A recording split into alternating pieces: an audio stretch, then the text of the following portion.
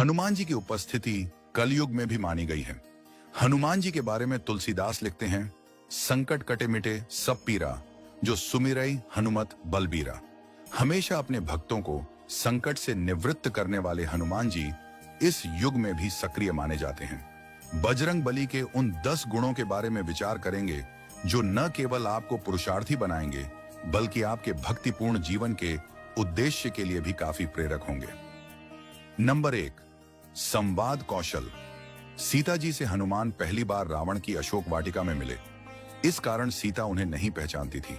एक वानर से श्री राम का समाचार सुन वे आशंकित भी हुई, परंतु हनुमान जी ने अपने संवाद कौशल से उन्हें यह भरोसा दिला ही दिया कि वे राम के ही दूत हैं।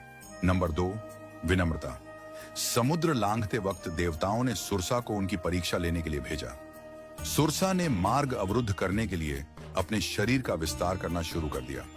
प्रत्युत्तर में श्री हनुमान ने भी अपने आकार को उनका दोगुना कर दिया।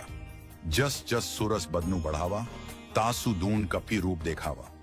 इसके बाद उन्होंने स्वयं को लघु रूप में कर लिया, जिससे सुरसा प्रसन्न और संतुष्ट हो गई।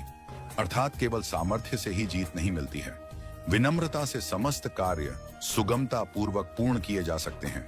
नंबर 3, मर्यादाओं की सीमा को नहीं लांघना। लंका में रावण के उपवन में हनुमान जी और मेघनाथ के मध्य हुए युद्ध में मेघनाथ ने ब्रह्मास्त्र का प्रयोग किया। हनुमान जी चाहते तो वे इसका तोड़ निकाल सकते थे, लेकिन उन्होंने ऐसा नहीं किया क्योंकि वह ब्रह्मास्त्र का महत्व कम नहीं करना चाहते थे।